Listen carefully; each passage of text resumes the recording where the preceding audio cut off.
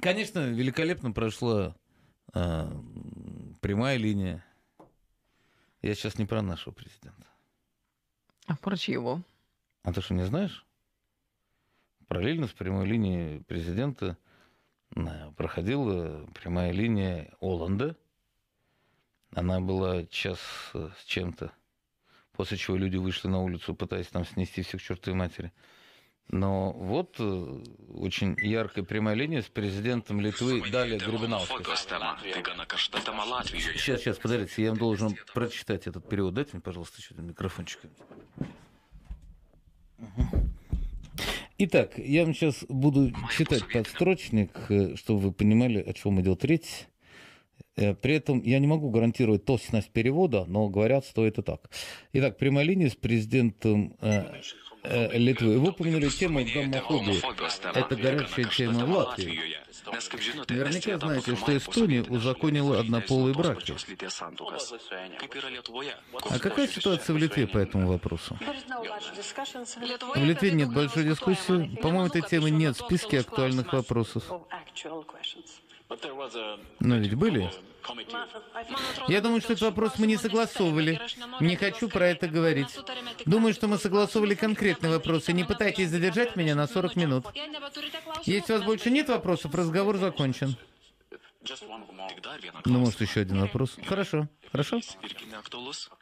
И если вопрос тоже будет не актуальный, это не согласованный вопрос. Это уже третий вопрос, который мы не согласовывали. Прошу удалить эти вопросы. Госпожа Грибаускайте.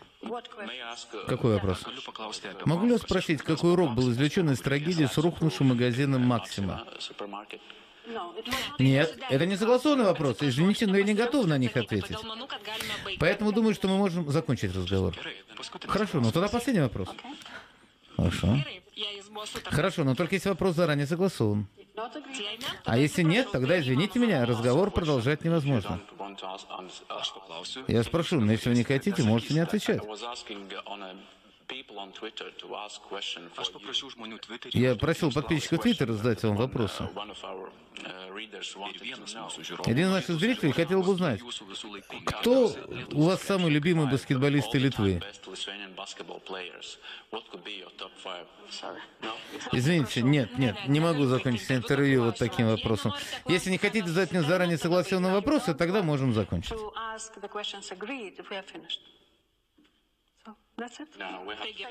Это все? Может, надо было закончить на хорошей ноте? Пожалуйста, заканчивайте, но чтобы никаких несогласованных вопросов президента. Я не даю таких интервью. Можете задать только те вопросы, о которых договорились заранее с моей командой. Какое позорище. Ужас. Мама. Анька, ты такая неэмоциональная. Так нельзя. Почему нельзя? Вот человек, вот поэтому ты не президент Прибалтийской республики какой-нибудь. Ой. Ну круто же. Гордость испытываю за свою страну. Jūs paminėjote homofobijos temą. Tai gana karšta tema Latvijoje. Nes, kaip žinote, Estija tapo pirmąją posovietinę šalimi, kuri įteisino tos pačios lyties santuokas. Kaip yra Lietuvoje? Koks požiūris čia? Lietuvoje apie tai daug nediskutuojama. Nemanau, kad tai šiuo metu aktualus klausimas. Bet juk buvo. Man atrodo, mes dėl šių klausimų nesitarėme ir aš nenoriu apie juos kalbėti. Mes sutarėme tik tam tikrus klausimus ir nebandykite manęs gaišinti 40 minučių. Jei nebeturite klausimų, mes baigėme.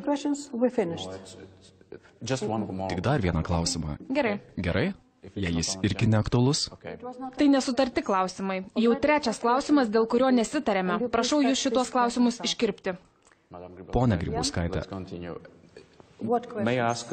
ar galiu paklausti apie pamokas išmoktas po Maksimos stogo griūties? Ne, tai nesuderinti klausimai. Atsiprašau, aš nepasirengusi atsakyti, todėl manau, kad galime baigti.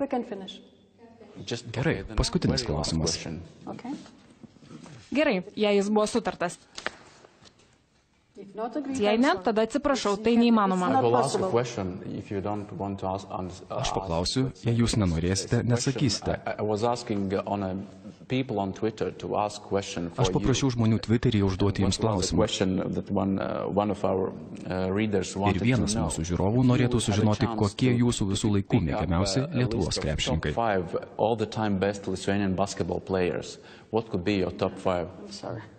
Atsiprašau. Negaliu baigti interviu tokiu klausimu. Jei nenorite klausti, ką mes susitarėme, tada baigta.